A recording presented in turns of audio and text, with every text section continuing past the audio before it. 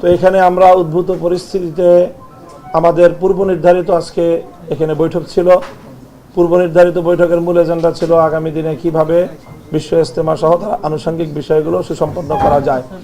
কিন্তু গত রাতের পরিস্থিতিতে, গত রাতের এই অতর্কিত হামলার ঘটনার পর আসলে আজকের মিটিংয়ের যে মূল বিষয়, মূল আলোচ্য বিষয়, সেটাই পরিবর্তন হয়ে এখন উদ্ভূত পরিস্থিতি কিভাবে সামাল দেওয়া যায় এবং উদ্ভূত পরিস্থিতিতে কিভাবে দেশে শান্তি শৃঙ্খলা রক্ষা করা যায় সে বিষয়টাই আমাদের আলোচনার মধ্যে প্রাধান্য পেয়েছে। তো আমরা মূলত অত্যন্ত আন্তরিকভাবে আমরা চাই যে দেশে নতুন কোনো বিশৃঙ্খলা তৈরি না হোক। দেশের মানুষের জানমালের নিরাপত্তাটাই হলো আমাদের কাছে সবার আগে প্রাধান্য পেয়েছে। সেই ভিত্তিতে আমরা আলোচনায় অত্যন্ত সহনশীলতার সাথে আমাদের হৃদয়ে রক্তক্ষরণ নিয়েই আমরা এখানে আজকে মূলত আলোচনায় এসেছিলাম। আমাদের চারজন ভাই শাহাদাতের মধ্য দিয়ে আমাদের যেই হৃদয়ে যে বেদনা বিধুর পরিস্থিতি তৈরি হয়েছে তার মধ্য দিয়ে আমরা আজকে মিটিংয়ে এসেছি। এরপরও আমরা অতিরিক্ত আর কোনো জানমালের যেন ক্ষয়ক্ষতি না হয় সেই বিষয়টা সর্বোচ্চ আন্তরিকতার পরিচয় দেওয়ার চেষ্টা করেছি। সেক্ষেত্রে আমাদের সাথে যে কথাগুলো হয়েছে তার মধ্যে প্রধান যে বিষয়টা, যে এখানে গত রাতে যে ঘটনা ঘটেছে এটাকে আমরা লক্ষ্য করেছি যে অনেকেই এটাকে দুই পক্ষের সংঘর্ষ বলে অভিহিত করেছেন। এটাকে আমরা স্ট্রিক্টলি বলেছি এবং সকল উপস্থিত সদস্যবৃন্দ সকলেই এই ব্যাপারে একমত হয়েছেন, যেটা কোনোভাবেই সংঘর্ষ ছিল না, বরং রাতের অন্ধকারে অতর্কিতে এক পক্ষের হামলা ছিল। এটা ঘুমন্ত মানুষদের উপর সেখানে হামলা ছিল। হামলা চালিয়ে এক পক্ষের অর্থাৎ সাতপন্থী লোকেরা তারা এখানে হামলা চালিয়ে আমাদের নিরীহ লোকদেরকে হতাহত করেছে, খুন করেছে এবং অসংখ্য মানুষকে তারা সেখানে জখম করেছে। কাজেই এই বিষয়টা একেবারেই স্পষ্ট যে এটা কোনো সংঘর্ষ ছিল না, এটা ছিল একপক্ষীয় হামলা। আমরা এই হামলার প্রেক্ষিতে জোরদারভাবে দাবি জানিয়েছি যে এই হামলার আগে থেকে এখানে সুনির্দিষ্টভাবে কারা কারা এটার সাথে জড়িত এর অনেক প্রমাণ ইতিমধ্যে জনসম্মুখে চলে এসেছে, যে কারা সেখানে ওখানে গেট ভেঙ্গে, বাউন্ডারি ভেঙ্গে, সীমানা প্রাচীর ভেঙ্গে কারা ঢুকতেছে সেগুলোর ভিডিও ফুটেজ সামাজিক যোগাযোগ মাধ্যম সহ যোগাযোগ মাধ্যমে ব্যাপকভাবে সেটা ছড়িয়ে পড়েছে এবং আইন শৃঙ্খলা রক্ষাকারী বাহিনীর দৃষ্টিতেও সেগুলো রয়েছে। কাজেই সেক্ষেত্রে আমাদের জোরালো সর্বপ্রথম দাবি রয়েছে, সেটা হলো যে এই সকল হত্যাকাণ্ডের সঙ্গে জড়িত সকল ব্যক্তিবর্গকে গ্রেফতার করতে হবে এবং সেটা অনতিবিলম্বে আজকের মধ্যেই সেই গ্রেফতারের ঘটনা আমরা যেন দেখতে পাই, সেটার জন্য আমরা জোর দাবি জানিয়েছি। এবং আমাদের সাথে আইন শৃঙ্খলা রক্ষাকারী বাহিনী সহ মাননীয় স্বরাষ্ট্র উপদেষ্টা তিনি আমাদেরকে আশ্বস্ত করেছেন যে আইনানুগ ব্যবস্থা গ্রহণ করতে ওনারা কোনোভাবেই কাল বিলম্ব করবেন না এবং কোনো অপরাধী ছাড় পাবে না। আমরা তাদের এই আশ্বাসের উপর আমরা আস্থা রাখতে চাই। সেই সঙ্গে আমাদের সাথে কথা হয়েছে যে এখন মাঠে যে উদ্ভূত পরিস্থিতি তৈরি হয়েছে সেই মাঠে তারা জোরপূর্বক ঢুকে পড়েছে সাতপন্থীরা। আইন শৃঙ্খলা রক্ষাকারী বাহিনী সরকারের সিদ্ধান্ত সব কিছুকে চ্যালেঞ্জ জানিয়ে সব কিছুকে তারা ভায়োলেট করে তারা সেখানে জোরপূর্বক সন্ত্রাসী কায়দায় তারা সেখানে প্রবেশ করেছে। সেই মাঠ তারা ছেড়ে দিয়েছে এবং ইতিমধ্যে আইন শৃঙ্খলা রক্ষাকারী বাহিনীর পক্ষ থেকে সেখানে 144 ধারা জারি করা হয়েছে। তো আমরা মনে করি যে পরিস্থিতি নিয়ন্ত্রণের জন্য যে পদক্ষেপ নিয়েছে আমরা সেই পদক্ষেপের সাথে আমরা তাদেরকে সহযোগিতা করার আশ্বাস দিয়েছি। তবে সেখানে ইজতেমার মাঠে যেহেতু আমাদের আলেমুল আমাদের নেতৃত্বেই আজ প্রায় 7 বছর ধরে ইজতেমার মাঠ সারা বছর পরিচালিত হয়, শুধুমাত্র তাদের সাতপন্থীদেরকে ইজতেমা করার জন্য সিদ্ধান্তের আলোকে 4-5 দিনের জন্য তাদেরকে মাঠ দেওয়া হয় এবং তারা মাঠ ইজতেমা শেষে আবার প্রশাসনের মাধ্যমেই আবার আমাদের কাছে আলেমুল আমাদের কাছে মাঠ হস্তান্তর হয়। সেই হিসাবে সেই মাঠে বিপুল পরিমাণ সামানাপত্র রয়েছে, কয়েকশো কোটি টাকার সামানপত্র যেগুলো ইজতেমার কাজে ব্যবহার হয়ে থাকে। তো সেই সকল সামানাপত্রগুলো সেখানে পাহারাদারি করার জন্য, সংরক্ষণের জন্য আইন শৃঙ্খলা রক্ষাকারী বাহিনীর সাথে আমাদের স্বেচ্ছাসেবক দলও সেখানে তারা কর্মরত থাকবে। সেখানে আগামী দিনে ইজতেমার জন্য যেইভাবে কাজ করতে হয়, ইজতেমার যেহেতু সময় ঘনিয়ে আসছে, বিপুল আয়োজন, সেই যথাসময়ে যথাযথভাবে ইজতেমা সম্পন্ন করার জন্য যা প্রস্তুতির প্রয়োজন সেই প্রস্তুতি গ্রহণ করার ক্ষেত্রে প্রশাসন আমাদেরকে সম্পূর্ণ সহযোগিতা করবে, সেই আশ্বাস তারা দিয়েছেন।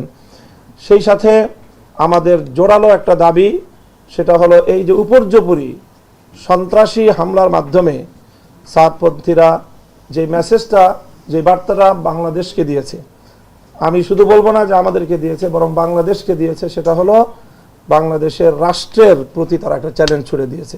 গত দুদিন যাবৎ রাষ্ট্রের সকল গুরুত্বপূর্ণ দায়িত্বশীলদের, রাষ্ট্রের প্রতিটি এজেন্সি সংস্থা এবং প্রশাসনের সর্বোচ্চ পর্যায়ের কর্মকর্তাদের সঙ্গে মিটিং, আলাপ আলোচনা হচ্ছিল যে একটা আলোচনার মাধ্যমে মীমাংসা হবে। দাবি দাবা যাই থাকুক, সবটাই আলোচনার মাধ্যমে মীমাংসা হবে।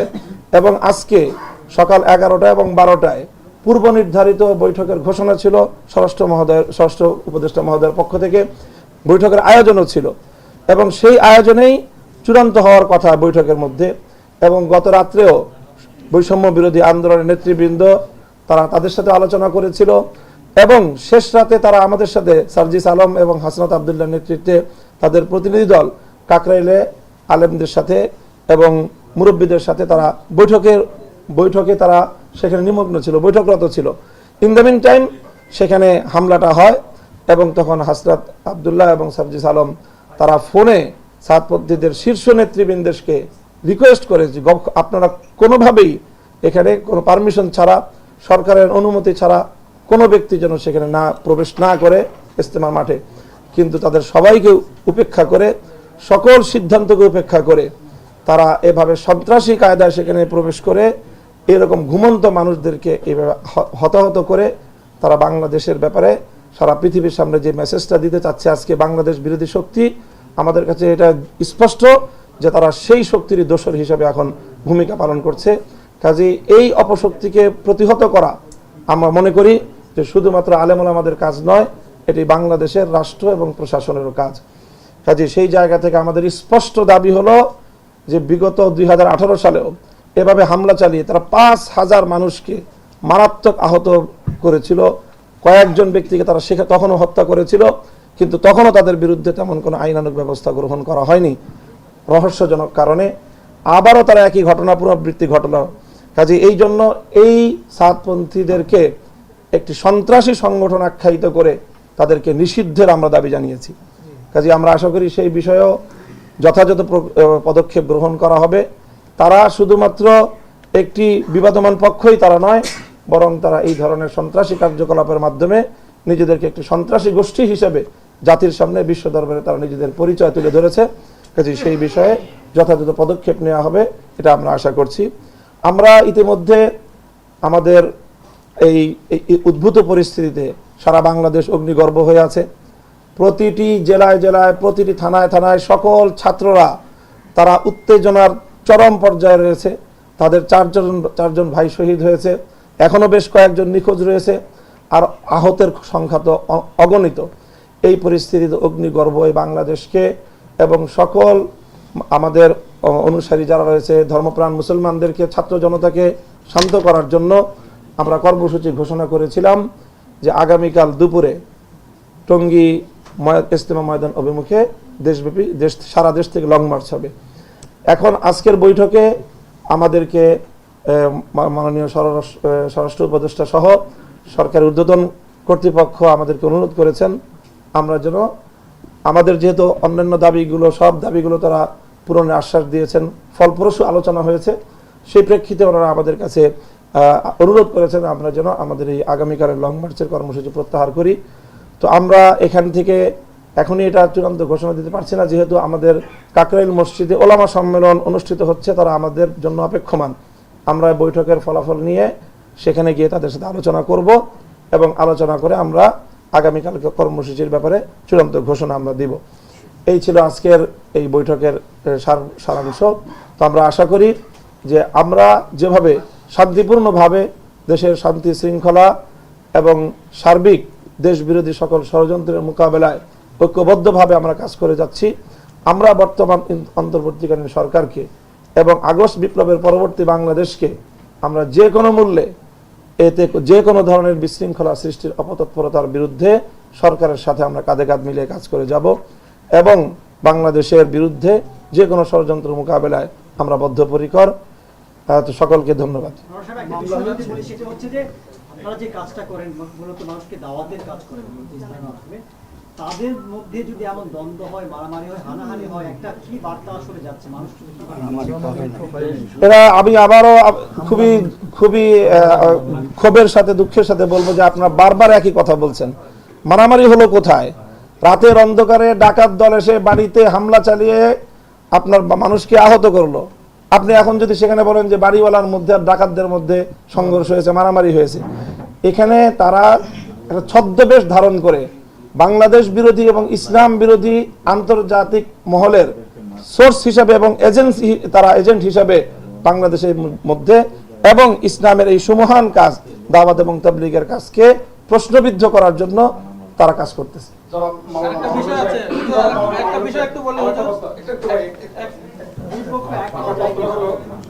আমি নোমান দৈনিক আমার দেশ পত্রিকার জন্য কাজ করছি। আমার প্রশ্ন হলো যে এর আগে আপনাদের এই মিটিং এর আগেও সাতপন্থী আলেমদের সঙ্গে একটা মিটিং হয়েছে, মিটিং শেষে ওরা যে বক্তব্য দিয়েছেন বাইরে, সেখানে তারাও এই চারজনকে শহীদ হিসাবে উল্লেখ করেছেন। সরকার তারা বলেন নাই যে মারা গেছেন তাদের যারা তারা এই আল্লাহর কাছে শাহাদাত কামনা করছেন, তাদের আত্মার মাগফিরাত কামনা করছেন এবং তারা সাথে সাথে একটা কথা বলছেন যে আমরা শান্তি চাই, আমরা আর কোনো বিরোধ চাই না, দেশে শান্তি একটা অবস্থান বিরাজ করুক। তারা কিছু ছাড় দিয়ে হলো যদি আপনাদের দূরত্বটা কমিয়ে আনা যায়, তাহলে আমরা সাধারণ মানুষ হিসাবে যেটা আমাদেরকে অনুসরণ করি আমরা সেখানে একটু স্বস্তি যায় হবো। এক নম্বর প্রশ্ন। সেকেন্ড প্রশ্ন হলো যে আপনি যে শাহাদাতের কথা বলছেন যে চারজন মারা গেছে, সেখানে এই যে লোকগুলো যে মারা গেছে এই লোকগুলো তো কারো না কারো আত্মীয়, কারো না কারো পরিবারের সদস্য, কারো না কারো স্বজন। এটা যে বিশাল ক্ষতি, একটা রাষ্ট্রের বিনিময়ে কিন্তু একটা প্রাণ বাঁচানো, মানে অনেক সময় একটা রাষ্ট্র স্যাক্রিফাইস করে একটা প্রাণ বাঁচানোর জন্য। চারজন লোক মারা গেছে, আপনি বলছেন আপনার বক্তব্য যে একটা ভুল মেসেজ সারা বিশ্বে যাচ্ছে, এবং এই জায়গাতে রিডিউস করে একটু কম্প্রোমাইজের জায়গায় আসা যায় কিনা? সেটা তো একটা অব্যাহত প্রচেষ্টা চলছে, আলোচনা তো চলছে। তাদের যে কিছু মানে দৃষ্টিভঙ্গিগত এবং ইসলামিক দৃষ্টিকোণ থেকে কিছু বিভ্রান্তিকে কেন্দ্র করেই এই বিরোধের সূচনা, এবং সারা পৃথিবী জুড়ে আলেম সমাজ এবং যেই আমাদের সারা দুনিয়াতে আমাদের যে তবলিগের কাজ এবং সেই তবলিগের কাজের যে মূল কেন্দ্র, সেই জায়গাকে কেন্দ্র করে বিশেষ করে দারুল উলুম দেওবন্দ, যে দেওবন্দ থেকে মূলত এই কাজের মানে একেবারে স্পিরিচুয়াল যে জায়গাটা, সেখান থেকেই এই বিষয়ে একটা মীমাংসা এবং একটা ঘোষণা দেয়া আছে। বাংলাদেশের সকল আলেম ওলামা এই ব্যাপারে একমত। তো কাজেই এই বিষয়ে তাদেরকে আমরা সঠিক পথে আনার জন্য আমাদের চেষ্টা অতীতেও ছিল, সেইভাবে অব্যাহত চেষ্টা আমরা চালিয়ে যাব, এবং আমরা কোনোভাবেই সংঘাতের পথে কখনোই আমাদের পক্ষ থেকে কোনো পা বাড়ানো হয় নাই। দুবার বড় ধরনের সংঘর্ষের ঘটনা, দুবার বড় ধরনের হতাহতের ঘটনা ঘটলো এবং দুবারই একতরফা হামলার মাধ্যমে এই ঘটনাটা ঘটলো। আমার একটা প্রশ্ন, সেটা সরি আপনাকে বিরক্ত করলাম। আমার প্রশ্নটা হচ্ছে যে আপনারা বলেছেন যে নিষিদ্ধ ঘোষণার দাবি জানিয়েছেন, সংগঠনটা কোন সংগঠনকে আপনারা নিষিদ্ধ ঘোষণার দাবি জানিয়েছেন? সংগঠনের মধ্যে সাতপন্থী তবলিগের যে অনুসারীরা, তাদেরকে আমরা নিষিদ্ধ ঘোষণার দাবি জানিয়েছি। তালিকাভুক্ত করবেন কিভাবে? নিষিদ্ধটা কিভাবে? সেটা রাষ্ট্র করবে, সেটা সরকার করবে। আচ্ছা, আরেকটা জিনিস প্রশ্ন, আপনারা বলেছেন যে আমরা আলোচনা চালিয়ে যাচ্ছি, লাস্ট পোস্টের জবাব, সহকর্মী পোস্টের জবাব বলেছেন আপনারা আলোচনা চালিয়ে যাচ্ছি সমঝোতার বিষয়টা, আবার নিষিদ্ধ ঘোষণার দাবি জানাচ্ছেন, এটা পরস্পর বিরোধী? না, আমরা যারা বিপদগামী সেই বিপদগামীদেরকে সঠিক পথে ফিরিয়ে আনার আহ্বান জানাচ্ছি। তাদের যদি কোনো সংশয় থাকে সেই সংশয় দূর করার জন্য আমরা যে কোনো সময় আলোচনার জন্য আমাদের দুয়ার খোলা আছে। আমরা মনে হয় যে খুব বেশি আমাদের মনে হয় খুব বেশি আমরা প্রশ্ন উত্তর নিতে পারবো না, মৌলিক কথাগুলো চলে আসছে। মামলা করার জন্য আমাদের পক্ষ থেকে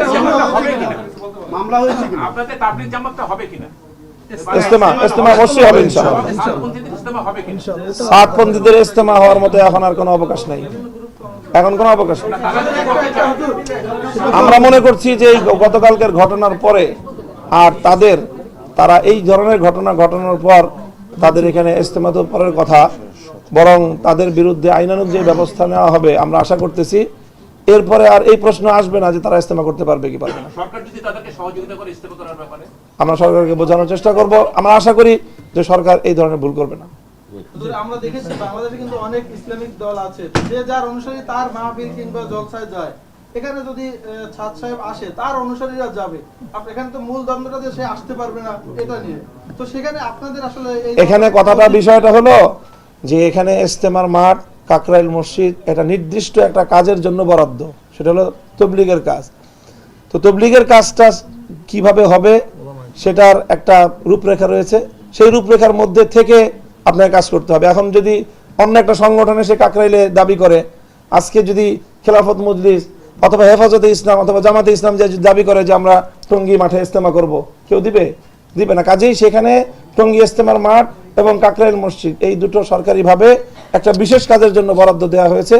আমরা মনে করি বাংলাদেশের সকল আলেমরা একসাথে একযোগে এটা মনে করে যে আসলে মূলত তারা তবলিগ জামাতের নামে যেই কাজ তার মূল নীতি থেকে তারা বিচ্যুত হয়ে যাওয়ার কারণে তারা আর তবলিগের এই কাজ জায়গাগুলো ব্যবহার করার নৈতিক অধিকার রাখে না। আপনারা তো আগে একসাথেই ছিলেন, ভাগ হলেন তো 19 সালের পরে। জি, আমি বলেছি, আমার কথার জবাব দিয়েছি আপনাকে।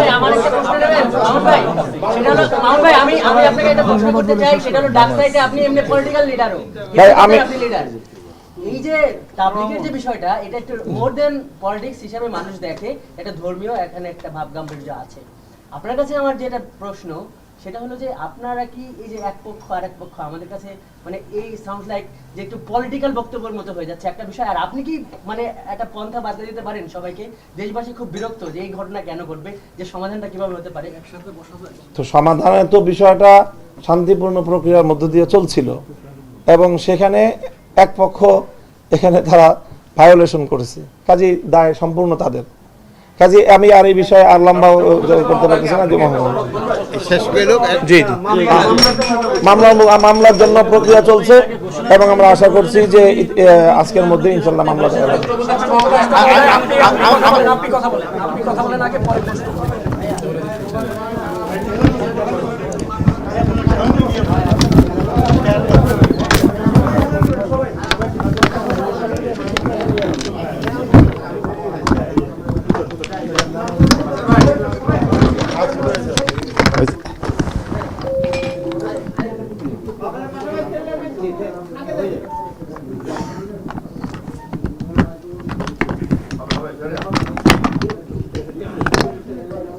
বিসমিল্লাহির রহমানির রহিম। আমার এখানে উপস্থিত মুরব্বীরা, আমার সহকর্মীবৃন্দ এবং সাংবাদিক ভাইয়েরা, আসসালামু আলাইকুম। আমি প্রথমেই গভীর শ্রদ্ধার সাথে স্মরণ করছি যে আমাদের যে 4 জন ভাই গত রাত্রে যে শহীদ হয়েছে, আল্লাহ যেন তাদের বেহেশত নসিব করে, তাদের কবর আযাব মাফ করে এবং তাদের জন্য দুজকের আগুন যেন হারাম করে দেয়, এবং যারা আহত হয়েছে তাদের খুব তাড়াতাড়ি যেন তারা আরোগ্য লাভ করে, এই জন্য আমরা সবাই আল্লাহর কাছে দোয়া করব। এবং তাদের সুচিকিৎসার জন্য যদি কোনো ব্যবস্থা নিতে হয় আমরা তা অবশ্যই নিব। তো এখানে মামুনুল হক ভাই পুরা সব কিছুরই কিন্তু উত্তর দিয়ে দিয়েছে, এখানে আমার কাছে কিন্তু ওইরকম কোনো প্রশ্ন নাই। তারপরেও যদি আপনাদের কারো কোনো প্রশ্ন থাকে আপনারা জিজ্ঞেস করতে পারবেন। তারিখ ঘোষণা করেছেন স্যার নভেম্বরে, তাহলে ওনারা যেহেতু চাচ্ছেন না সাতপন্থীরা ইসলামে অংশ নিক, তাহলে সেক্ষেত্রে এই তারিখের কি হবে? এটা নাম্বার 1। উনি আজকের মধ্যে যারা হত্যাকাণ্ডের সাথে জড়িত তাদেরকে গ্রেফতারের, শোনো, যারা হত্যাকাণ্ডের সাথে জড়িত তাদের তো অবশ্যই আইনের আওতায় আনতে হবে, এতে তো কোনো ছাড় দেওয়ার কোনো অবকাশ নাই। খুনিদের তো কোনো অবস্থায় ছাড় দেওয়ার কোনো অবকাশ নাই। আর আমার ভাইয়েরই আজকের ভিতরেই তারা একটা কেস করবেন, মানে যে 4 জন হত্যা হয়েছে তাদের জন্য, এবং তাদের সাথে সাথে আমরা যারা পাবো, মানে যারা প্রকৃত দোষী তাদের আমরা আইনের আওতায় নিয়ে আসবো। তারিখের বিষয় তাবলীগ সাতপন্থীরা ইস্তেমা করতে পারবে। ভাই একটা কিন্তু জিনিস খুব সুন্দর বলছেন, তাদের ভিতরে কিন্তু একটা আলোচনা হচ্ছে যে পন্থীগুলি এক করে, আপনারাও চাচ্ছেন সব এক হইতে, তারা যদি আবার আলোচনা করে তো তারা একটা সমাধানে আসতে পারে। সরকারের অবস্থান সরকার টাইম বাবদ তো বাইরের আলোচনা করুক। সরকারের অবস্থান কি এখনো 2টা ডেট বলবৎ আছে কি নেই? ডেট 2টাতে আমরা এখন পর্যন্ত করি নাই, কিন্তু বাইরের আলোচনা করুক, আলোচনা করার পর আমরা একটা সিদ্ধান্ত নিব। Thank you.